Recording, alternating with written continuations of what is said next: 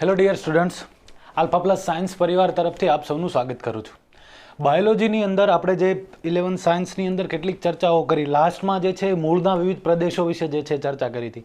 યાદ કરો, મૂળના ભાગો જે છે આપણે શરૂઆતમાં મૂળથી શરૂઆત કરી હતી કે વનસ્પતિની બાહ્યાકાર વિદ્યા છે તો એમની અંદર પહેલો પાર્ટ મૂળની અંદર આપણે શું વાતો કરી હતી કે ભાઈ મૂળ જે છે ક્યાંથી ઉત્પન્ન થાય એના આધારે એમના પ્રકારો. ફોર એક્ઝામ્પલ જે છે જે ભ્રૂણ મૂળમાંથી બીજની અંદરથી સર્જાતું હોય તો એને આપણે પ્રાથમિક મૂળ કહેતા હતા. ત્યાર પછી દ્વિતીયક, તૃતીયક, ત્યાર પછી મૂળના વિવિધ પ્રદેશો આપણે ભણ્યા. પ્રદેશોની અંદર શું વાત હતી? મૂળ ટોપથી માંડી અને પરિપક્વન પ્રદેશ સુધીની ચર્ચાઓ કરી હતી. તો ત્યાં સુધી આપણે જે છે એ ચર્ચાઓ કરી હતી. હવે ત્યારબાદ આજે આપણે વાત કરવા જઈ રહ્યા છીએ મૂળના રૂપાંતરણોની. મૂળના રૂપાંતરણો એટલે શું? પહેલાં તો સૌપ્રથમ તો આપણે જે છે મૂળના કેટલાક કાર્યો વિશે ચર્ચા કરી હતી. મૂળના કાર્યોની અંદર શેનો સમાવેશ થતો હતો? મૂળના કાર્યોની અંદર મોસ્ટલી તમને જે ઓવરઓલ વાતો કરી હતી એમની અંદર એક તો આધાર આપવાનું કામ, પૃથ્વી સાથે જકડી રાખવાનું કામ. બીજું ખનિજ દ્રવ્યો અને પાણીના શોષણ કરવાનું કામ. ત્રીજી વસ્તુ અલગ અલગ પ્રકારના જે વૃદ્ધિ પ્રેરકો અથવા તો વૃદ્ધિ અવરોધકો, ઓવરઓલ એમને આપણે કહીએ છીએ વનસ્પતિ વૃદ્ધિ નિયામકો. એમનું જે કાંઈ સર્જન અથવા તો એમની રિલેટેડ જે બાબતો હતી એમની ચર્ચાઓ આપણે કરી ચૂક્યા છીએ. એ સિવાય હવે આગળ મૂળ જે છે એ કેટલાક એના સિવાયના પણ કાર્યો કરે છે, એમની ચર્ચા કરવાની છે. ખોરાક સંગ્રહ જે છે એમનો ત્યાં ઉલ્લેખ હતો તો ત્યાંથી જ શરૂઆત કરીએ કે સૌપ્રથમ ખોરાક સંગ્રહ તરીકે મૂળ જે છે એ કઈ રીતે કાર્ય કરે. હવે જો વનસ્પતિની અંદર દરેક ભાગ જે છે એમનું સ્પેસિફિક કાર્ય છે. વનસ્પતિઓની અંદર દરેક ભાગ જે છે એમનું સ્પેસિફિક કાર્ય છે. એમની અંદર અલગ અલગ વિસ્તારો જે છે એ કોઈ જે છે લેસ ડેવલપ છે, કોઈ વધારે પ્રમાણમાં ડેવલપ થયેલું છે, તો એ પ્રમાણે એ કાર્યો કરતા હોય. ફોર એક્ઝામ્પલ, વનસ્પતિની અંદર સુવિકસિત પરિવહન તંત્ર નથી આવેલું. વનસ્પતિની અંદર સુવિકસિત શ્વસન તંત્ર નથી આવેલું. આપણી અંદર સુવિકસિત શ્વસન તંત્ર આવેલું છે તો તમે એક જ જગ્યાએથી શ્વાસ લ્યો છો અને એ ઓક્સિજન છેક સુધી દરેક ભાગો સુધી, બરાબર છે, મગજની અંદર પણ પહોંચે, પગની અંદર પણ પહોંચે, ત્યાંના કોષો પેશીઓ સુધી પહોંચે. પરંતુ વનસ્પતિઓના પ્રત્યેક અંગે સ્વતંત્ર શ્વસન કરવું પડે.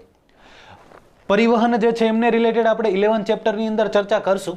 અત્યારે વાત કરીએ ખોરાક સંગ્રહની. તો આપણને બધાને ખ્યાલ છે કે નોર્મલી, બરાબર, બધા જની અંદર વાત નથી કરતો, જરૂરી નથી આવું જ હોય, પણ સામાન્ય રીતે વનસ્પતિની અંદર મેક્સિમમ ખોરાકનું નિર્માણ ક્યાં થાય? પર્ણોમાં. પર્ણોને તમે વનસ્પતિઓ જે છે એમનું રસોડું કહેતા હતા અગાઉના સમયમાં. એનાથી હવે તો આપણે આગળ વધવાનું છે ઘણું બધું કે પર્ણો જે છે પ્રકાશ સંશ્લેષણની પ્રક્રિયા કરે, જેમાં CO2 અને H2O વપરાય, એ બંને જોડાય અને શું બનાવે છે? શર્કરાઓ બનાવે છે. ફોર એક્ઝામ્પલ ગ્લુકોઝ કે સુક્રોઝ કે જે કાંઈ આપણે વાત કરીએ છીએ, બરાબર છે. તો એ ખોરાક જે બની ગયા બાદ પછી એમનું શું થાય? એમનો સંગ્રહ ક્યાં થાય? તો નોર્મલી આપણને ફળ વિશે ખ્યાલ હોય, બરાબર છે, કે તમે ફળ ખાવ છો, એમની અંદર સંગ્રહિત ખોરાક છે. એમની અંદર જે ખોરાક આવ્યો એ ક્યાંથી આવ્યો? પર્ણોની અંદર જે પ્રકાશ સંશ્લેષણ અથવા તો લીલા પ્રકાંડોની અંદર પ્રકાશ સંશ્લેષણ થયું હતું. મૂળ પણ પ્રકાશ સંશ્લેષણ કરી શકે, આગળ ચર્ચા કરવાની છે. તો જે પ્રકાશ સંશ્લેષણ છે એમની નિપજો છે એ ફળની અંદર હતી અથવા તો કેટલાકના બીજની અંદર પણ હોય. ફોર એક્ઝામ્પલ કઠોળ, ધાન્યો, આમના બીજની અંદર સંગ્રહિત ખોરાક છે. કઠોળની અંદરથી મેક્સિમમ તમને શું મળે? પ્રોટીન, સંગ્રહિત ખોરાક છે. ધાન્ય છે એમની અંદરથી મેક્સિમમ તમને શું મળે? કાર્બોદિત પદાર્થો એટલે કે શર્કરાઓ, સંગ્રહિત ખોરાક છે. તો આ બધા ભાગોની અંદર જે સંગ્રહિત ખોરાક હોય એનાથી આગળ હવે મૂળની અંદર તમને કીધું છે ખોરાક સંગ્રહી મૂળ પણ હોય, બરાબર છે. તો યાદ કરો, મૂળ જે છે એમના બે પ્રકારો આપણે ભણ્યા હતા. એક સોટીમય મૂળ અને બીજું અસ્થાનિક અથવા તો તંતુમય મૂળ. સોટીમય મૂળની અંદર આપણે શું વાત કરી હતી? માની લો કે અહીંયા જમીન હોય, આમની ઉપરની તરફ જે છે વનસ્પતિ વિકસેલી છે, તો આમની નીચેની તરફ જે છે એક મૂળ જે છે સ્પષ્ટ રીતે આગળ વધતું જતું હોય, ઠીક છે, અને આમની અંદર સાઈડમાં શાખાઓ સર્જાતી જતી હોય. આ શાખાઓ જે છે એમાંથી ફર્ધર એમની ઉપશાખાઓ પણ સર્જાતી હશે આ રીતે, બરાબર છે. તો આ ઓવરઓલ જે છે એક સોટી આકારે આગળ વધતું હતું, એમને આપણે સોટીમય મૂળ કીધું હતું, બરાબર છે. સોટીમય મૂળનું એક્ઝામ્પલ આપણે અગાઉ લીધું હતું રાઈનો છોડ. એના પછી આપણે બીજી વાત એવી કરી હતી, કેટલીક વનસ્પતિઓની અંદર આ સોટીમય મૂળ જે છે એ કેવું હોય? અલ્પજીવી હોય. અલ્પજીવી એટલે થોડા સમય માટે જ હોય, એટલે કે આ દૂર થઈ જાય. સોટીમય મૂળ દૂર થઈ જાય તો શું થતું હતું? તો એમની અંદર અહીંથી આ રીતે ઘણા બધા મૂળ સર્જાતા હતા. એમને આપણે કીધા હતા તંતુમય મૂળ. તો આપણે ખોરાક સંગ્રહ જે છે એ બંનેની અંદર ચર્ચા કરવાની છે કે સોટીમય મૂળની અંદર ખોરાક સંગ્રહ કઈ રીતે થાય અને તંતુમય મૂળની અંદર ખોરાક સંગ્રહ કઈ રીતે થાય, અને સાથે સાથે એમના શેપને આધારિત પણ વાત કરવાની છે. તો સૌપ્રથમ આપણે વાત કરીએ સોટી મૂળ. તો એમની અંદર 3 એક્ઝામ્પલ તમને આપ્યા છે, ગાજર, મૂળા અને બીટ. બરાબર, આપણી ટેક્સ્ટની અંદર સલગમ આપ્યું છે, તમને લોકોને ખ્યાલ છે સલગમનો મતલબ શું થાય. તો ગાજર, મૂળા અને બીટ જે છે એમના ત્રણેયના શેપ આપ્યા છે. એમના શેપ શું હોય? તો સૌપ્રથમ તો ગાજર જે છે એ તમને શંકુ આકાર આપ્યું છે. નોર્મલી શું થતું હોય, ગાજરનું જે સોટીમય મૂળ છે એમની અંદર ખોરાક સંગ્રહ થાય અને ખોરાક જમા થતો જાય એટલે એમનું મૂળ જે છે ફૂલવા માંડે ખોરાકના જમાવટના કારણે. તો ખોરાકનો જમાવડો થતો જાય એટલે ગાજર જે છે આ રીતે શંકુ આકાર રીતે વિકસે. સમજો છો? આ રીતે શંકુ આકારે જે છે એ ગાજરના મૂળ જે છે વિકસે. આમની અંદર જે છે શું થયેલો હોય, ખોરાક જે છે સંગ્રહિત રીતે સ્થાપિત થયેલો હોય. તો આ વાત કોની થઈ? ગાજરની, જેમની અંદર કેવા પ્રકારનું મૂળ છે? શંકુ આકાર ખોરાક સંગ્રહી મૂળ છે. તો ગાજરની અંદરથી આપણે કયો પાર્ટ ઉપયોગમાં લઈએ છીએ? એમના મૂળવાળો પાર્ટ ઉપયોગમાં લઈએ છીએ, જે કેવા આકારનો હોય? મોસ્ટલી શંકુ આકાર. એટલા માટે એમને કહેવાય શંકુ આકાર. મૂળા જે છે એ સેમ શેપના ન હોય. મૂળાની અંદર શેપ જે છે એ થોડા ઘણા પ્રમાણમાં અલગ હોય, જેમને આપણે ત્રાકાકાર મૂળ કહીએ છીએ. બરાબર છે. અને ખાસ કરીને એમના છેડા, બંને છેડાના ભાગ કરતા વચ્ચેનો ભાગ જે છે મોસ્ટલી વધારે પ્રમાણમાં ઉપસેલો હોય. હવે આમની અંદર ઘણી બધી એમની જાતો આવે છે, અલગ અલગ પ્રકારના બીજ આવે છે એમની અંદર. હવે શેપ જે છે અલગ અલગ દેખાવા માંડ્યા છે, પણ નોર્મલી જે છે એમને આપણે શું કહીએ છીએ? ત્રાકાકાર મૂળ કહીએ છીએ. બરાબર છે. તો શંકુ આકારનું મૂળ જે છે કોની અંદર જોવા મળે? ગાજરની અંદર. ત્રાકાકાર મૂળ જે છે કોની અંદર જોવા મળે? કોની અંદર જોવા મળે? મૂળાની અંદર. ઠીક છે. ત્યાર પછી આપણે બીટની વાત કરવાની છે. તમે બધાએ બીટ નોર્મલી જોયું હશે. બીટ જે છે એમની અંદર શું હોય? તો એમનો કંઈક મોસ્ટલી જે છે આવો ગોળાકાર હોય આકાર, અને આમની અંદરથી જે છે ધીમે ધીમે અહીંથી નીચેની તરફથી આવી રીતે પૂંછ જેવો વિસ્તાર વિકસતો હોય. ઠીક છે. નીચેની તરફ, અહીંથી ઉપરની તરફ ઓબ્વિયસ પર્ણો રહેલા હશે, આપણને સમજ પડે. બરાબર. તો આ એક રીતે ભમરડા આકારનું મૂળ જોવા મળે. ઠીક છે. સો એટલા માટે આપણે એમને ઓવરઓલ શું કહીશું? ભ્રમર આકાર મૂળ. પણ આ છે કેવા? સોટીમય મૂળના રૂપાંતરણો છે. આ વસ્તુ ખાસ ધ્યાનમાં રાખવાની. સૌપ્રથમ સોટીમય મૂળની અંદર શંકુઆકાર મૂળ, જે ગાજરનું એક્ઝામ્પલ હતું. બીજું ત્રાકાકાર મૂળ, જે મૂળાનું રૂપાંતરણ હતું. અને ત્રીજું બીટ જે છે એમની અંદર ભ્રમરાકાર મૂળ, એટલે કે જે ભમરડા આકારનું મૂળ તમને જોવા મળતું હશે એમની વાત આપણે કરી રહ્યા છીએ. સમજ પડે છે? હવે જો આટલું ડિટેલ આપણી ટેક્સ્ટની અંદર એનસીઆરટીની અંદર આપેલ નથી, એટલા માટે આમની સાથે સાથે તમારે નોટ્સ બનાવતી જવાની છે. બરાબર છે? કારણ કે આ વસ્તુ જે છે નીટ માટે ખૂબ જ ઇમ્પોર્ટન્ટ છે. તો બુક કરતાં થોડું એક્સ્ટ્રા જે છે આપણે ડિટેલમાં આમનો અભ્યાસ કરી રહ્યા છે. બુકની અંદર જે છે થોડી ઓછી ડિટેલ આપી છે. ઠીક છે. સો આ વાત થઈ સોટીમય મૂળના રૂપાંતરણોની. સમજ પડે બધાને? ઓકે. હવે આગળ વધીએ અસ્થાનિક તંતુમય મૂળની રૂપાંતરણનું. હવે પહેલી વસ્તુ તો એ, તંતુમય મૂળ એટલે શું આપણને ખ્યાલ છે કે પ્રકાંડના તલ ભાગેથી, આ માની લો પ્રકાંડ છે, એમના તળિયાના ભાગેથી અહીંથી ઘણા બધા મૂળ સર્જાય તો એમને આપણે કહીએ છીએ તંતુમય મૂળ. તંતુમય મૂળ જે છે એમની અંદર આ વસ્તુ ખાસ ઇમ્પોર્ટન્ટ કે એમની અંદર એમનો આકાર જે છે ફિક્સ ના હોય. તંતુમય મૂળ દ્વારા સર્જાતા જે ખોરાક સંગ્રહી મૂળ છે એમનો આકાર ફિક્સ ના હોય. તો કઈ રીતે હોય? તો તમને 2 એક્ઝામ્પલ આપ્યા છે. એક જે છે શક્કરિયાનું એક્ઝામ્પલ આપ્યું છે, જેમને આપણે સરળ સાકંદ મૂળ કહીએ છીએ, અને બીજું ડહાલિયાનું એક્ઝામ્પલ આપ્યું છે, એમને કહીએ ગુચ્છાદાર સાકંદ મૂળ. તમારામાંથી કેટલાકને ખ્યાલ હશે કે શક્કરિયા જે છે એમના વેલાનું આપણે વાવેતર કરી દઈએ, ત્યારબાદ શું થાય? તો જમીનની અંદર, માની લો કે અહીંથી ઉપરની તરફ જે છે વેલો વિકસેલો છે, જમીનની અંદરની તરફ એમના મૂળ જે છે આ રીતે વિકસેલા હોય. બરાબર છે? અને આ મૂળ જે છે એમની અંદર ઘણા બધા શક્કરિયાઓ સર્જાય. અહીંયા ઘણા બધા આવી રીતે શક્કરિયાઓ જે છે સર્જાયેલા હોય. સમજો છો? તો મૂળો કે ગાજર હોય એમને તમારે જમીનમાંથી મેળવવું હોય તો સીધું ઉપાડી લો એટલે આખું મૂળ આવી ગયું. શક્કરિયાની આજુબાજુમાં ખોદકામ કરવું પડે, એટલું ખોદી અને બધા જ શક્કરિયાઓ મેળવવા પડે. સમજ પડે છે? આમની અંદર સરળ સાકંદ મૂળ શા માટે કહેવાય? કારણ કે આ મોસ્ટલી જે છે એકલા હોય, એક જ હોય, એક જગ્યાએ એક જ હોય. ભલે એક મૂળની અંદર ઘણા બધા ગોઠવાયેલા હોય. બરાબર છે? ખાસ આ સમજો, કારણ કે ગુચ્છાદારની અંદર શું હશે? આખું ગુચ્છ હશે. આમની અંદર મોસ્ટલી એક જ હોય, જેમને આપણે કહીએ છીએ એકલ દોકલ, એવો શબ્દ વાપરીએ. એટલે કે કાં તો એક હોય કાં તો 2ની જોડીમાં હોય, મેક્સિમમ 2ની જોડીમાં હોય. એનાથી વધારે એક સાથે શક્કરિયાઓ ન હોય. સમજ પડે છે? તો એ વાત થઈ છે ની શક્કરિયાની, જેને આપણે કહીએ છીએ સરળ સાકંદ મૂળ. હવે બીજી વાત કરવાની છે આપણે ગુચ્છાદાર સાકંદ મૂળની, બરાબર છે? એમની અંદર આવશે ડહાલિયા. ઠીક છે, હવે આ હું દૂર કરી નાખું છું. ડહાલિયાની અંદર શું જોવા મળે? તો ડહાલિયાની અંદર જે મુખ્ય છોડ હોય, માની લો કે આ મુખ્ય છોડ છે, આ જમીન છે, તો આમની નીચેની તરફ જે મૂળ હશે, જે કેવું હશે? ઓબ્વિયસલી તંતુમય મૂળની અહીંયા વાત કરી રહ્યા છીએ આપણે. ઉપરની તરફ વાત કરીએ કોની હતી? સોટીમય મૂળની. તો અહીંથી જે મૂળ હશે ત્યાં જ ઘણા બધા આવી રીતે ડહાલિયા સર્જાય છે નીચેની તરફ. તો એક સાથે આખું શું થયું? ખોરાક સંગ્રહી મૂળનું ગુચ્છ બન્યું. એટલા માટે આપણે એમને શું કહીએ છીએ? ગુચ્છાદાર સાકંદ મૂળ. સાકંદ મૂળ જે છે મોસ્ટલી કેવા શેપના હોય? અનિયમિત શેપના હોય. જો અહીંયા આપણે શેપ આપ્યા છે શંકુ આકાર, ત્રાકાકાર અથવા તો ભ્રમર આકાર. પરંતુ અહીંયા જે છે આપણે શું કહીએ છીએ કે એમના શેપ નથી હોતા, અનિયમિત આકારના હોય. સૌપ્રથમ સરળ સાકંદની વાત કરી. સરળ સાકંદની અંદર આપણે એક્ઝામ્પલ લીધું છે એનું શક્કરિયાનું. અને શક્કરિયાની અંદર શું વાત કરી કે મૂળ જે છે અહીંથી માની લો કે આ છોડની અંદરથી મૂળ નીકળતું હોય તો આ મૂળ જે છે એમની અંદર સ્વતંત્ર રીતે શક્કરિયાઓ ગોઠવાયેલા હોય. જ્યારે ડહાલિયાની અંદર શું છે? એક જ જગ્યાએ આખું ગુચ્છ જે છે એ બનેલું છે. એટલા માટે એમને કહેવાય ગુચ્છાદાર સાકંદ મૂળ. સમજ પડે છે? સો ઓવરઓલ જે છે એ રિપીટ કરી લઈએ. શું આપણે વાત કરી રહ્યા છીએ? ખોરાક સંગ્રહી મૂળની વાત કરી રહ્યા છીએ. અને ખોરાક સંગ્રહી મૂળની અંદર સૌપ્રથમ વાત કરી સોટી મૂળની, જેમની અંદર 3 એક્ઝામ્પલ, ગાજરની વાત કરી, મૂળાની વાત કરી અને બીટની વાત કરી. ગાજર જે છે શંકુ આકાર છે, મૂળા જે છે ત્રાકાકાર, બીટ ભ્રમર આકાર અહીંયા દર્શાવ્યા છે તમને.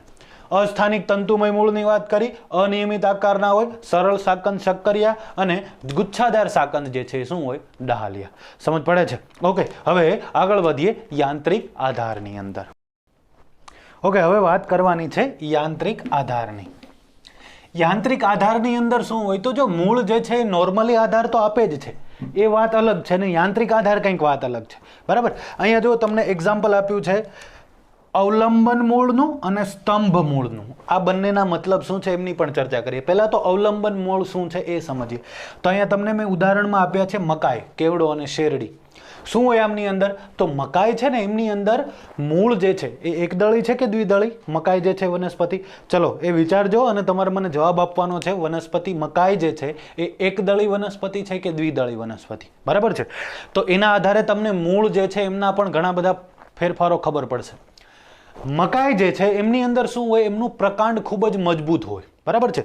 પ્રકાંડ જે છે વધારે પ્રમાણમાં જાડું હોય અને એમના મૂળ જે છે એટલા દૂર સુધી અંદર સુધી ન હોય. બીજી વસ્તુ, એમના પર્ણો પણ વધારે પ્રમાણમાં ફેલાયેલા હોય ને જાડા હોય. એટલે શું થાય? વધારે પ્રમાણમાં પવન કે એવું કાંઈ આવે તો મકાઈનો છોડ જે છે શું થઈ શકે? તૂટી શકે. તો જે સ્થાપિત થયેલો હોય મકાઈનો છોડ, માની લો કે આ રીતે આપણે દર્શાવીએ છીએ કે આ ભાઈ મકાઈનો છોડ છે, જમીનની અંદર સ્થાપિત થયેલો છે. અહીંથી જે છે એમના મૂળ જે છે અંદર સ્થાપિત થયેલા હશે. ઠીક છે? તો શું થાય? આમની અંદર કોઈ પણ દિશામાંથી પવન જે છે વધારે માત્રામાં આવે તો મકાઈનો છોડ આના કારણે આ ઓછા પ્રમાણમાં મજબૂત મૂળ હોય અને ઉપરની તરફ જે છે વધારે મજબૂત પ્રકાંડ છે, સો ઓબ્વિયસ આ એમને જકડી શકે નહીં. તો ત્યારે શું થાય? મૂળ જે છે એ નવી જગ્યાએ સર્જાય. બરાબર? એમને આપણે અસ્થાનિક મૂળ ઓબ્વિયસલી કહીશું. અસ્થાનિક અને સ્થાનિક વચ્ચેનો ડિફરન્સ શું હતો? સ્થાનિક મૂળ આપણે શું કહેતા હતા? ભ્રૂણ મૂળમાંથી સર્જાય એને સ્થાનિક મૂળ કહેતા હતા. અને જે બીજની અંદરથી ન સર્જાતા હોય, ભ્રૂણ મૂળની અંદરથી ન સર્જાતા હોય, વનસ્પતિના કોઈ પણ અન્ય ભાગમાંથી સર્જાતા, તો એમને કહેવાય અસ્થાનિક મૂળ. ઓકે, સો અહીંયા આપણે વાત કરીએ છીએ કે અહીંયા સાઈડના ભાગોમાંથી આવી રીતે આખો મૂળનો જે છે એક ગુચ્છ સર્જાય. જે લોકોએ મકાઈની વનસ્પતિ જોઈ હશે એમને ખ્યાલ હશે કે આવો મૂળનો ગુચ્છ નીચેની તરફ જોવા મળે. આમને કહેવાય યાંત્રિક આધાર. મુખ્ય મૂળ તો છે જ, એ આધાર આપવાનું કામ કરે છે, પોતાના બધા જ કાર્યો કરે છે, પરંતુ આ મૂળ વનસ્પતિને જકડી રાખવા માટે પૂરતા નથી. તો શું થાય? તો અહીંયા સાઈડમાંથી નવા મૂળ સર્જાય અને આ જે નવા મૂળ સર્જાય છે એ આધાર આપવાનું કામ કરે. સેમ એવી રીતે કેવડો અને શેરડી જે છે એમની અંદર પણ આવા મૂળ તમને જોવા મળે અથવા તો આવા મૂળ તમે જે છે જોઈ શકો. તો એમને કહેવાય અવલંબન મૂળ. અવલંબન મૂળ જે છે એ શું કામ કરશે? આધાર આપવાનું કામ કરશે, યાંત્રિક આધાર આપવાનું કામ કરશે. અહીંથી સાઈડમાંથી સર્જાણા છે એ. તો એ વાત થઈ અવલંબન મૂળની. રિપીટ કરી દઉં છું, મકાઈ જેવી વનસ્પતિ, માત્ર મકાઈની વાત નથી, આ બધાને લાગુ પડે છે, કેવડો અને શેરડી. બરાબર? શેરડીમાં તમે ભણ્યા હશો 10th ની અંદર, 9th ની અંદર ક્યાંક, કલમ, દાબ, કલમ ને આરોપણ. શું કહેતા હતા? શેરડી જે છે એમનું આખું પ્રકાંડ હોય આ રીતે. ઓકે, આ જે છે શેરડીનું પ્રકાંડ છે, આમની અંદર અહીંયા શું આવેલી હોય? ગાંઠો.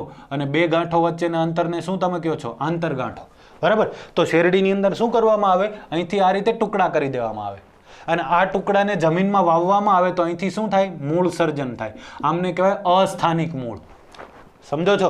તો પ્રત્યેક ટુકડામાંથી જે ગાંઠવાળો ભાગ છે એમાંથી નવી શેરડી સર્જી શકાય. તો શેરડીના વાવેતર કોઈ બીજ દ્વારા ન કરવામાં આવતું હોય, આવી રીતે કરવામાં આવતું હોય, તો તમે સમજી શકો કે આ રીતે મૂળ સર્જાઈ શકે.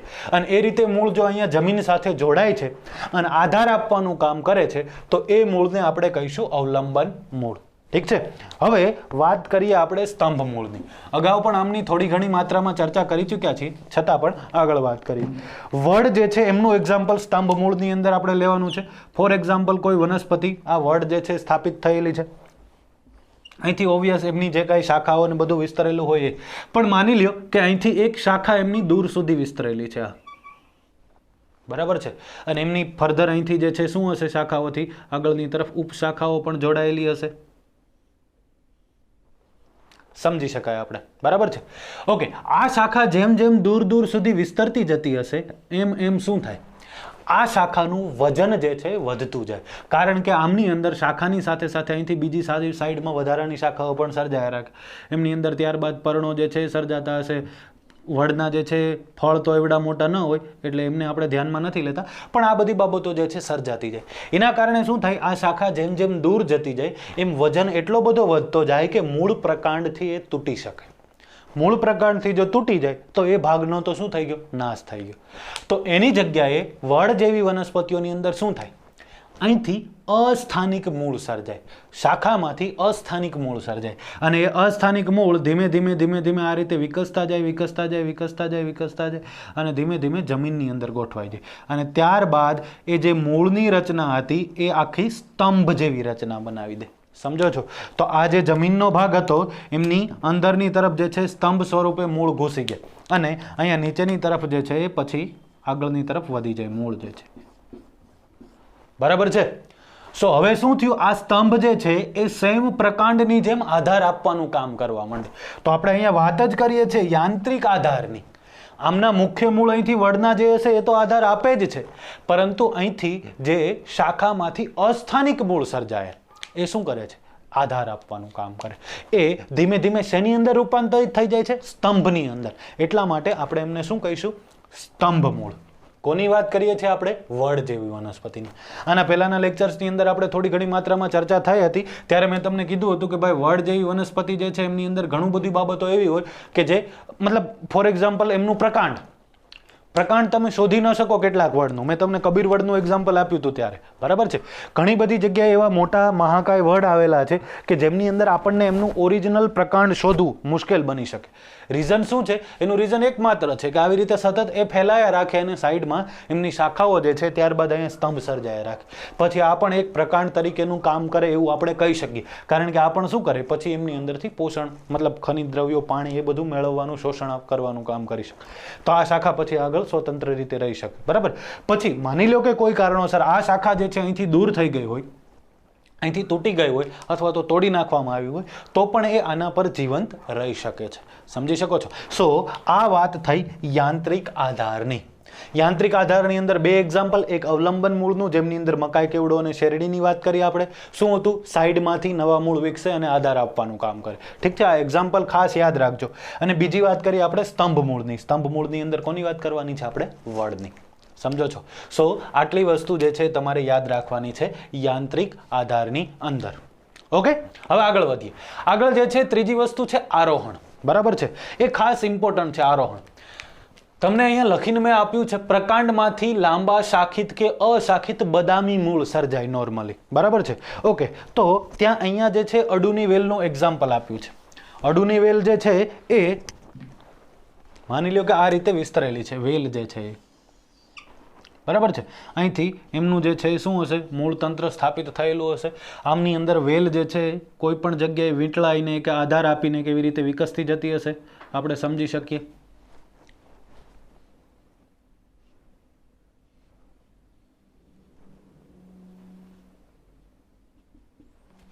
બરાબર, આ રીતે આગળ વધતી જાય છે. કોઈ એક વેલવાળી વનસ્પતિ છે. બરાબર.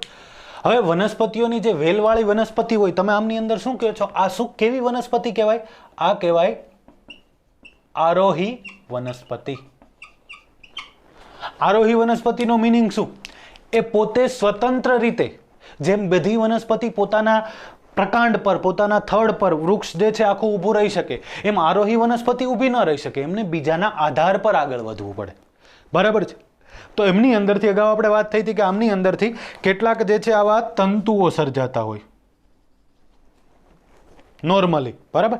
પણ આમની અંદર એ વાત નથી કરવાની, આમની અંદરથી એવા તંતુઓ નથી સર્જાતા.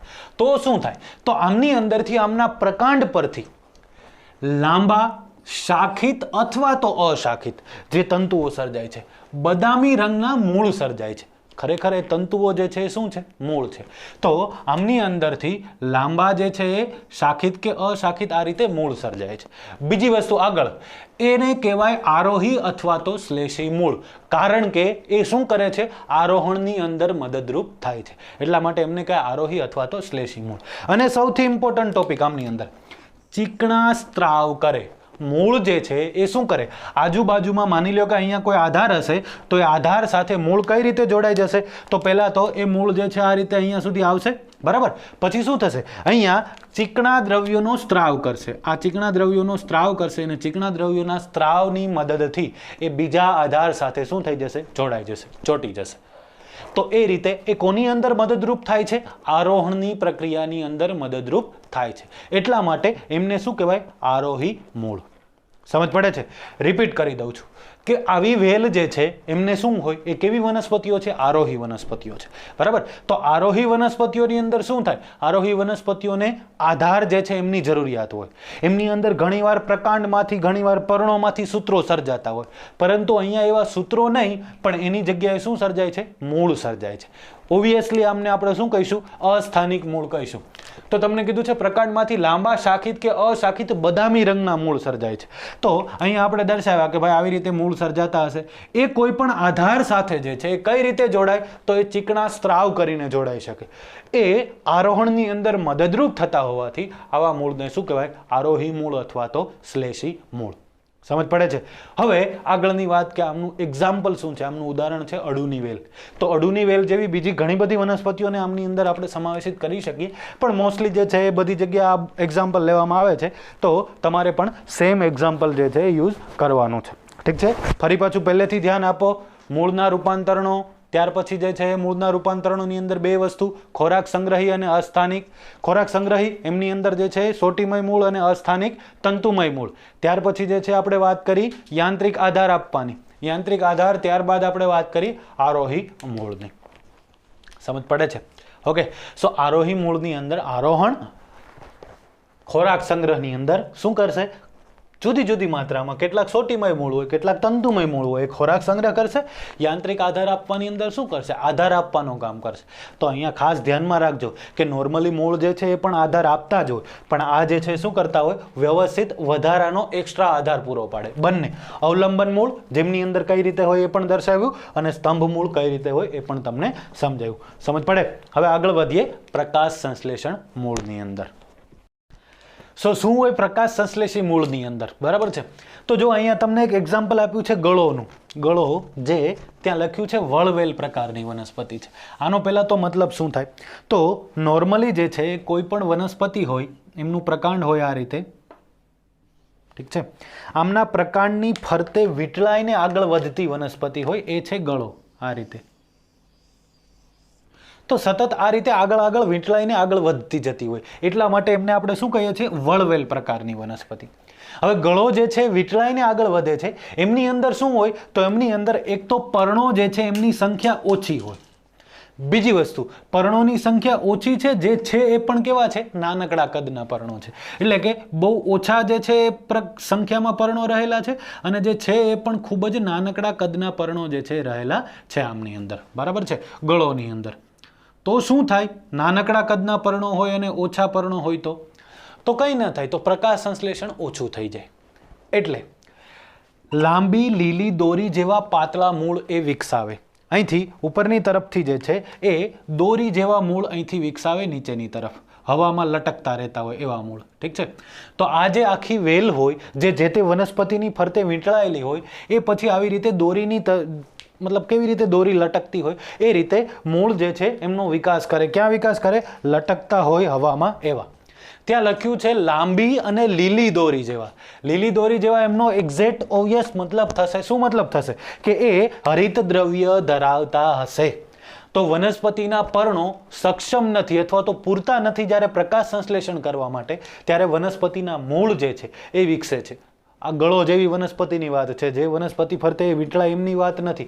તો ગળોની અંદર એ વેલની અંદરથી એવા મૂળ વિકસે, જે કેવા હોય? લાંબા હોય, લીલી દોરી જેવા હોય અને કેવા હોય? પાતળા હોય. બરાબર છે? કે જેમની અંદર હરિત દ્રવ્ય રહેલું હશે. તો એટલા માટે એમને પ્રકાશ સંશ્લેષી મૂળ પણ કહેવાય, અથવા તો એમને બીજું જે છે એ પરિપાચી મૂળ પણ કહેવામાં આવે. આ વસ્તુ ખાસ ધ્યાનમાં રાખવાની. સો ઓવરઓલ વાત શું થાય આમની અંદર પ્રકાશ સંશ્લેષી મૂળની અંદર?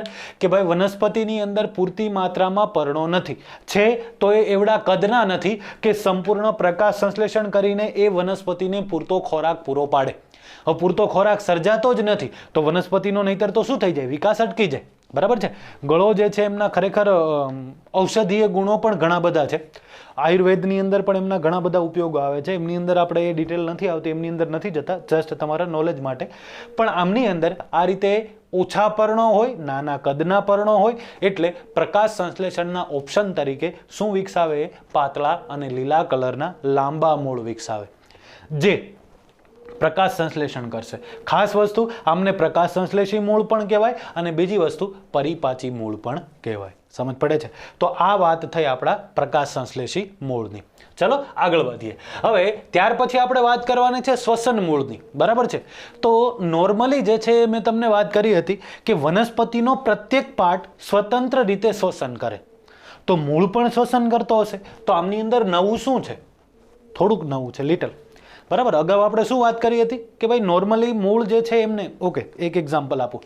તમે લોકોએ જે છે એ સાંભળ્યું હશે કે અળસિયા જે છે ખેડૂતોના મિત્રો છે. એનું રીઝન શું છે? પહેલું રીઝન તો એ છે કે અળસિયાઓ જે છે એ પોતે જમીનની અંદરથી પસાર થતા હોય એ દરમિયાન પોતે જે છે માટી અથવા તો કોહવાયેલા પર્ણો કે જે કાંઈ ખાય એ એમના શરીર સપાટીની અંદરથી પસાર થાય અને પછી એ મુક્ત કરે ઉત્સર્ગ દ્રવ્યો સ્વરૂપે, તો એ ખાતર સ્વરૂપે મળે. તો એક ફાયદો એ છે. બીજો ફાયદો એ છે કે એ જમીનની અંદરથી પસાર થાય ત્યારે એ જમીનની અંદર હવાની અવર જવર વધે, કારણ કે અળસિયાઓ અંદરની તરફ સતત જતા હોય એટલે જમીન કેવી બને? પોચી બને. તો હવાની અવર જવર વધે. બીજી વસ્તુ, ખેડૂતો જે છે એ જમીન ખેડતા હોય, એનું રીઝન શું છે? એમના બે રીઝન છે. પહેલું રીઝન તો એ કે જમીનનું જે ઉપરનું સ્તર હોય, બરાબર છે, માની લ્યો કે કોઈ પણ ખેડૂત જે છે એમની જમીન છે, એમની અંદર જે કાંઈ વનસ્પતિનું વાવેતર કરવામાં આવ્યું હોય એ વનસ્પતિએ શું કર્યું હશે? આ જે ઉપરનું સ્તર છે એટલું સ્તર એમની અંદરથી પોષક દ્રવ્યોનું શોષણ કરી લીધું હશે. તો જ્યારે ખેડવામાં આવે ત્યારે શું થાય? માટી જે છે એ ઉલટી થઈ જાય. તો ઉપરનો ભાગ જે છે અંદરની તરફ જતો રહે અને અંદરની તરફની માટી હોય ઉપરની તરફ આવતી રહે. પહેલું રીઝન આ છે. બરાબર છે? કે પોષક દ્રવ્યો જે છે અંદરની તરફ રહેલા હોય ઉપરની તરફ આવી જાય. બીજું રીઝન શું? કે ખેડૂતો જે છે એ ખેડે છે એટલે એમની અંદર એ જમીન છે એ પોચી બને. પોચી બને એટલે એમની અંદર પાણીની નિતાર શક્તિ વધે, પાણી જે છે એમની સંગ્રહ ક્ષમતા વધે. અને બીજી વસ્તુ કે જમીન જે છે એ પોચી બને એટલે હવાની અવર જવર વધે. તો હવાની અવર જવર આટલી ઇમ્પોર્ટન્ટ શા માટે છે? કારણ કે મૂળ જે છે એમને સ્વતંત્ર શ્વસન કરવાનું હોય. પર્ણોમાંથી શ્વસન દ્વારા સીધું જે છે એ ઓક્સિજન કે જે કંઈ જરૂરિયાતવાળા વાયુઓ હશે એ નીચે સુધી નહીં આવી જાય, અથવા તો કાર્બન ડાયોક્સાઇડ મૂળમાંથી પર્ણો સુધી નહીં પહોંચે ને ત્યાંથી જે છે એ નહીં દૂર થાય. સ્વતંત્ર રીતે શ્વસન કરવાનું છે. અને આ રીતે સ્વતંત્ર શ્વસન કરવા માટે મૂળ જે છે એમના સુધી હવા પહોંચવી ખૂબ જ ઇમ્પોર્ટન્ટ છે. મૂળ સુધી શું પહોંચવું જોઈએ? હવા પહોંચવી જોઈએ.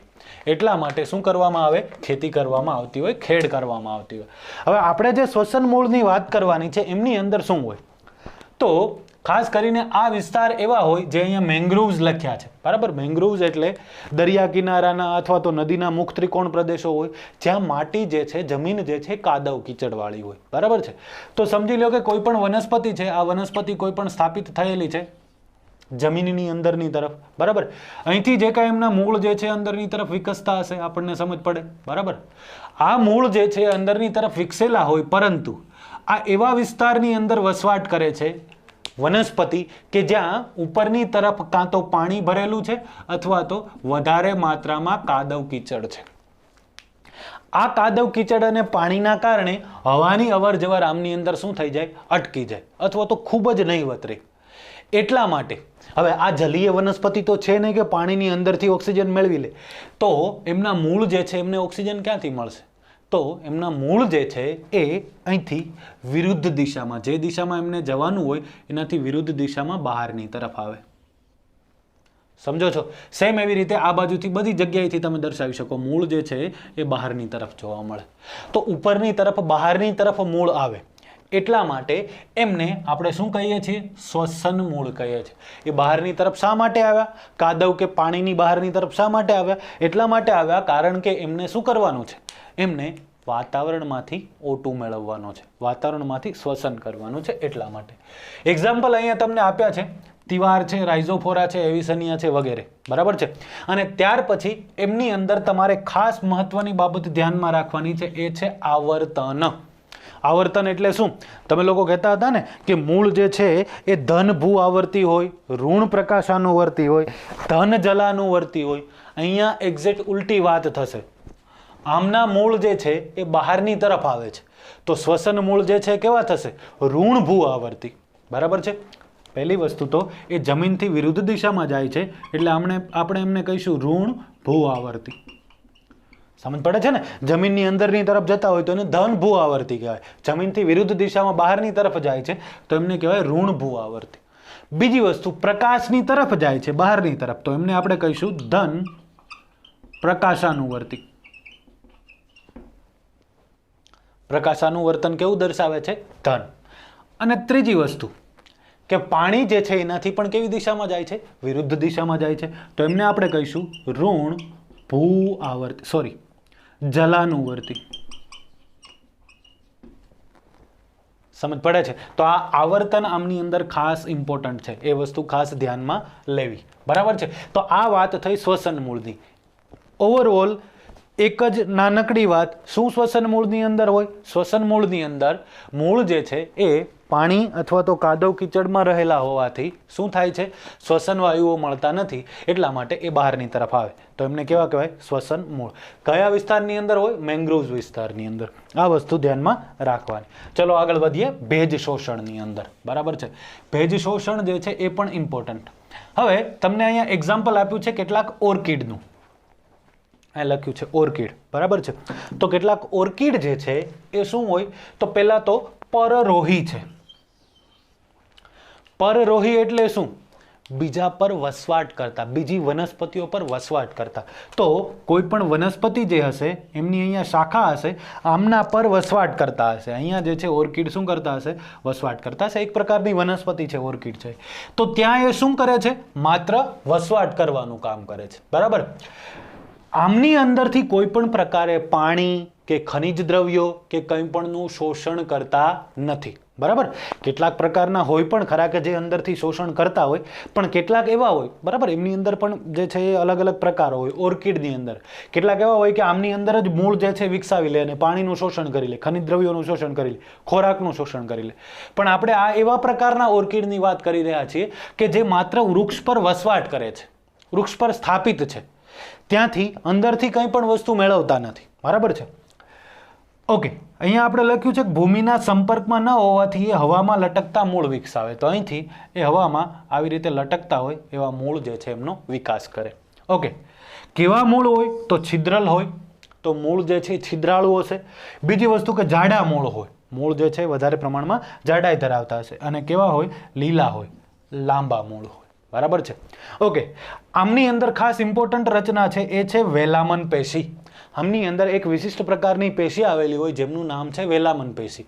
વેલામન પેશી વાતાવરણમાંથી ભેજ શોષણ કરી શકે.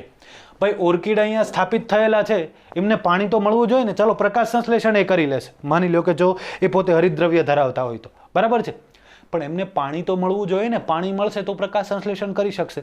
એટલા માટે એ શું કરે છે, વેલામન પેશી જે છે એના દ્વારા પાણીનું શોષણ કરી લે. અને આ પાણીના શોષણની મદદથી શું થશે, એ પોતે પોતાની દેહધાર્મિક ક્રિયાઓ કરી શકશે. અને જો કેટલાક હોય પ્રકાશ સંશ્લેષણ કરી શકે એવા, કેટલાક ન હોય, જો આ પ્રકાશ સંશ્લેષણ માટે સક્ષમ હશે તો એ શું કરી શકશે, પ્રકાશ સંશ્લેષણ કરી શકશે. વેલામન પેશી જે છે એમના કોષો જાડી દિવાલવાળા હોય, એટલે એમના કોષ દિવાલ જે છે કેવી હોય, વધારે પ્રમાણમાં જાડી હશે. તો અહીંયા રહ્યું જાડી કોષ દિવાલવાળા. અને બહુકોણીય હોય, મતલબ આપણે કેવી રીતે આમ દર્શાવતા હોય, વનસ્પતિ કોષ જે છે એમની અંદર તમે જનરલી શું દર્શાવતા હોય, ષટકોણીય જેવો કોષ દર્શાવતા હોય, પરંતુ ઘણા બધા ખૂણાઓ દર્શાવતા હોય, એમને શું કહેવાય, બહુકોણીય કોષ. સમજ પડે છે? તો આ વાત થઈ ભેજ શોષી મૂળની. સમજ પડે? ઓકે. હવે આગળ વાત કરવાની છે આપણે સહજીવનની. શું હોય સહજીવનમાં? તો પહેલા તો કીધું છે કે કઠોળ વર્ગની વનસ્પતિ હોય, બરાબર છે, જેમની અંદર મૂળ ગંડિકા જોવા મળે. ઓકે. સમજો કે કોઈ પણ વનસ્પતિ જે છે એ અહીંથી ઉપરની તરફ આ રીતે વિકસેલી છે, બરાબર, અને અહીંયા નીચેની તરફ જે છે ઓબ્વિયસ એમના શું હશે, મૂળ વિકસેલા હશે. આ મૂળ પર મૂળ ગંડિકાની રચના થતી હોય, મૂળ પર આવી ગાંઠો જેવી રચનાઓ સર્જાતી હોય, બરાબર છે. આ આપણે તમારા 12th ચેપ્ટરની અંદર મૂળ ગંડિકાની રચના કઈ રીતે થાય એમની પણ ચર્ચા કરવાની છે. પણ આ વસ્તુ મેઇન ઇમ્પોર્ટન્ટ છે કે મૂળ ગંડિકા જે છે શા માટે સર્જાય. મૂળ ગંડિકા સર્જાય રાઇઝોબિયમ બેક્ટેરિયાઓના કારણે, બરાબર. હવે જો વનસ્પતિઓ જે છે એમના પાસે પાણી જે છે મૂળ દ્વારા શોષાય, ખનિજ દ્રવ્યો મૂળ દ્વારા શોષાય, પરંતુ ખનિજ દ્રવ્યો પૂરતી માત્રામાં જમીનમાં હોવા પણ જોઈએ, બરાબર છે. ફોર એક્ઝામ્પલ અલગ અલગ તત્વો જે છે વનસ્પતિઓને અલગ અલગ માત્રામાં જરૂરી હોય, એ ડિપેન્ડ કરે કે એ કેવા પ્રકારની વનસ્પતિ છે, બરાબર છે. પણ નોર્મલી જે છે એમની પણ ચર્ચા આપણે આવશે 12th ચેપ્ટરની અંદર. અત્યારે વાત એ કરવાની છે કે નાઇટ્રોજન જે છે પહેલાં તો એમનું શોષણ કઈ રીતે કરે વનસ્પતિ. વનસ્પતિઓ જે છે એ પર્ણો દ્વારા સીધું વાતાવરણમાં રહેલા 78% નાઇટ્રોજન એમને કંઈ કામનું નથી, પર્ણો દ્વારા એમનું શોષણ એ કરી જ ન શકે. તો કઈ રીતે શોષણ થાય, જમીનમાં સ્થાપિત થયેલો હોય એ જ, બરાબર. તો અલગ અલગ માત્રામાં પ્રાણીઓના મળમૂત્રો દ્વારા નાઇટ્રોજન જમીનમાં સ્થાપિત થતો હોય, ખાતર જેને આપણે કહીએ છીએ જૈવિક ખાતર. બીજી વસ્તુ કે N2 સ્થાપક રાઇઝોબિયમ બેક્ટેરિયા હોય, બીજા ઘણા બધા બેક્ટેરિયા છે જે નાઇટ્રોજનનું સ્થાપન મોસ્ટલી જે છે રાઇઝોબિયમ હોય. રાઇઝોબિયમ બેક્ટેરિયા નાઇટ્રોજનનું સ્થાપન કરી શકે. એ શું કરે, કઠોળ વર્ગની વનસ્પતિ જેને ખરેખર શિંબીકુળ પણ કહેવાય, આ વનસ્પતિઓને શિંબીકુળની શિંબી વનસ્પતિઓ પણ કહેવાય. એ વનસ્પતિઓ જે છે એમના મૂળની અંદર સ્થાપિત થઈ અને શું કરે છે, એમની અંદર વનસ્પતિ સાથે સહજીવન ગુજારે. જો એમને શું મળે, વનસ્પતિની અંદર વસવાટ, એના બદલામાં એ શું કરે, વાતાવરણમાંથી N2 નું સ્થાપન. વનસ્પતિ જે છે N2 સ્વરૂપે ન મેળવી શકે, નાઇટ્રોજન ઓક્સાઇડ કે ડાયોક્સાઇડ સ્વરૂપે મેળવી શકે. એમની ચર્ચા તમારે આગળ આવશે ત્યારે આપણે વાત કરશું. બેક્ટેરિયાઓને વસવાટ મળે, વનસ્પતિને N2 મળે. આ ઓવરઓલ વાતને કહેવાય સહજીવન. સમજ પડે? આગળ વધીએ. વાનસ્પતિક પ્રજનન એક્ઝામ્પલ છે શક્કરિયાનું. એમની અંદર એમની જે સાકંદ મૂળ હોય એમની અંદર અસ્થાનિક કલિકાઓ સર્જાય. એ કલિકાઓને તમે દૂર કરી અને સ્થાપિત કરી શકો અને નવી વનસ્પતિ વિકસાવી શકો, બરાબર. જેમ આપણે કહીએ ને કે શક્કરિયા જે છે એમના વેલાઓના ટુકડાઓ કરીને શક્કરિયાને કઈ રીતે વાવવામાં આવે, એના વેલાઓના ટુકડાઓને તમે સ્થાપિત કરી દો જમીનની અંદર તો વિકસી જાય. એમ એવી રીતે એમનું જે મૂળ છે, સરળ સાકંદ કે જટિલ સાકંદ કયું હતું, ગુચ્છાદાર સરળ સાકંદ હતું, તો એમની અંદર જે છે એ તમે શું કરી શકો, એ કલિકાઓને તોડી અને સ્થાપિત કરી શકો તો વિકસી શકે. મતલબ નવી વનસ્પતિ વિકસે એટલા માટે એમને કહેવાય વાનસ્પતિક પ્રજનન.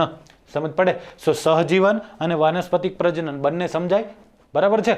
હા કે ના? તો એ વસ્તુ જે છે ધ્યાનમાં લેવાની. હવે વાત કરવાની છે પરોપજીવનની. શું હોય પરોપજીવનની અંદર?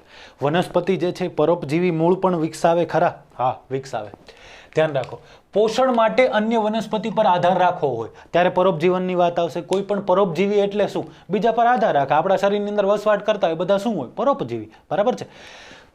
આમની અંદર બે વસ્તુની વાત કરવાની છે. એક છે અમરવેલ અને બીજો છે વાંદો. આ વંદો નથી, બરાબર છે, આ વાંદો છે, ધ્યાનમાં રાખજો. અમરવેલ છે એ સંપૂર્ણ પરોપજીવી છે. જ્યારે વાંદો છે એ અપૂર્ણ પરોપજીવી છે. બંને વચ્ચે ડિફરન્સ શું છે અને કઈ રીતે એ પરોપજીવન દર્શાવે એમની વાત કરવાની છે. પહેલા તો અમરવેલની વાત કરીએ કે અમરવેલનું બંધારણ જે છે એમની અંદર હરિત દ્રવ્યો કે પર્ણો જેવી કાંઈ રચના જ નથી હોતી. હરિતદ્રવ્ય જ ન હોય, મતલબ પ્રકાશ સંશ્લેષણ ન કરે. ઇવન હરિતદ્રવ્ય ન હોય, સાથે સાથે પર્ણો પણ નથી. બરાબર, કારણ કે ઘણાની અંદર શું હોય, પર્ણો ન હોય તો પ્રકાંડની અંદર હરિતદ્રવ્ય રહેલું અને પ્રકાશ સંશ્લેષણ કરી શકે, પરંતુ અહીંયા તો એ પણ નથી થતું. સમજો છો?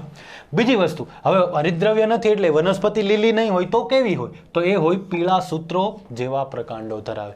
એમનું આખું પ્રકાંડ જે છે કેવું હોય? પીળા કલરનું હોય. બીજી વસ્તુ કે યજમાન સાથે ચૂષક મૂળ દ્વારા જોડાય. હમણાં આપણે ઓર્કિડની વાત કરતા હતા. ઓર્કિડની અંદર આપણે શું કીધું હતું કે કોઈ પણ વનસ્પતિની એક શાખા છે, બરાબર છે, આ વનસ્પતિ છે ને એમની આ શાખા છે, આ શાખા પર સ્થાપિત થયેલ છે, અહીંયા વિકસેલ છે, બરાબર છે. જે અમરવેલ ત્યાં વિકસેલી હશે તો એ પીળા આકારની હશે પહેલા તો, અને જ્યાં એ સંપર્ક સ્થાનો ધરાવતી હશે ત્યાંથી એ પોતે ચૂષક મૂળો જે છે એ આ વનસ્પતિની અંદરની તરફ વિકસાવે. ચૂષક મૂળ જે છે ક્યાં વિકસાવે? વનસ્પતિની અંદરની તરફ. વનસ્પતિની અંદરની તરફ વિકસાવે તો ત્યાં તેની વાહક પેશીઓ જે રહેલી હશે, જલવાહક કે અન્નવાહક, એમની અંદરથી એ શેનું શોષણ કરી શકે? અમરવેલ સંપૂર્ણ પરોપજીવી છે, એનો મતલબ એ ત્યાંથી પાણીનું શોષણ કરશે, ખનિજ ક્ષારોનું શોષણ કરશે અને સાથે સાથે શેનું શોષણ કરશે? બીજા શેનું શોષણ કરી શકે? પાણી, ખનિજ ક્ષારો અને એની સાથે સાથે બીજી વસ્તુ જે છે એ શોષણ કરી શકશે, તૈયાર બનેલા ખોરાકનું શોષણ કરી શકશે. સમજ પડે છે? ઓકે, અમરવેલ બાદ હવે વાત કરીએ વાંદાની. વાંદાની અંદર શું હોય તો શું કીધું? આંબા જેવા વૃક્ષો પર વિકસે. સેમ આમની જેમ જ ચૂષક મૂળો વિકસાવે. બરાબર, જો અમરવેલની અંદર આપણે કીધું પાણી, ખનિજ ક્ષારો અને ખોરાક બનાવે, ખોરાક શોષણ કરે, મતલબ એ પોતે પ્રકાશ સંશ્લેષણ કરી શકવાની જ નથી. તો શું છે? વાંદો જે છે એમની અંદર શું ડિફરન્સ હોય? આંબા જેવા વૃક્ષો પર વિકસશે. બીજી વસ્તુ, ખોરાક પોતે જાતે બનાવે, કારણ કે વાંદો જે છે એ હરિત દ્રવ્ય ધરાવે. સમજો છો? વાંદો પોતે હરિતદ્રવ્ય ધરાવે એટલે ખોરાક જાતે બનાવે. તો આમની અંદરથી શેનું શોષણ કરે? એને બીજી વનસ્પતિની શું જરૂર છે? તો બીજી વનસ્પતિ જે છે એમની અંદરથી પાણી અને ખનિજ ક્ષારોનું શોષણ કરે. ઠીક છે? સો પાણી અને ખનિજ ક્ષારોનું શોષણ થશે એ કોણ કરશે? વાંદો. જ્યારે અમરવેલ જે છે ત્રણેય વસ્તુનું શોષણ કરશે, પાણી, ખનિજ ક્ષારો અને ખોરાકનું. આ બધી જ વસ્તુઓનું શોષણ કરશે. એટલા માટે એ સંપૂર્ણ પરોપજીવી, આ પરોપજીવન કરે છે પરંતુ ખોરાક નહીં, માત્ર પાણી અને ખનિજ ક્ષારો માટે. એટલા માટે આ શું થયું? અપૂર્ણ પરોપજીવી. ઠીક છે? તો વાંદો જે છે એ જાતે ખોરાક બનાવી શકશે કારણ કે પોતે હરિતદ્રવ્ય ધરાવતો હોય. ઠીક છે? સો આટલી વાત જે છે આપણે ભણવાની હતી મૂળના રૂપાંતરણોની અંદર. મૂળ જે છે કઈ રીતે રૂપાંતરિત થાય. આપણી બુકની અંદર 2 કે 3 કે 4 એક્ઝામ્પલ આઈ થિંક આપ્યા છે, પણ એ ઇનફ નથી નીટ માટે. બરાબર, જે નીટ સ્ટુડન્ટ જે છે એમને વ્યવસ્થિત તૈયારી કરવી છે એ આ બધી જ બાબતો જે છે વ્યવસ્થિત રીતે જોઈ શકે છે, વ્યવસ્થિત પ્રિપેર કરી શકે છે. એટલે તમારે નોટ બનાવવાની છે વ્યવસ્થિત સારી એવી, એટલે તમને વ્યવસ્થિત સમજ પડે. ઠીક છે? આગળ જે છે કંઈ પણ આમની અંદર ડાઉટ્સ હોય તો as always you can contact me anytime. Chalo, thank you very much.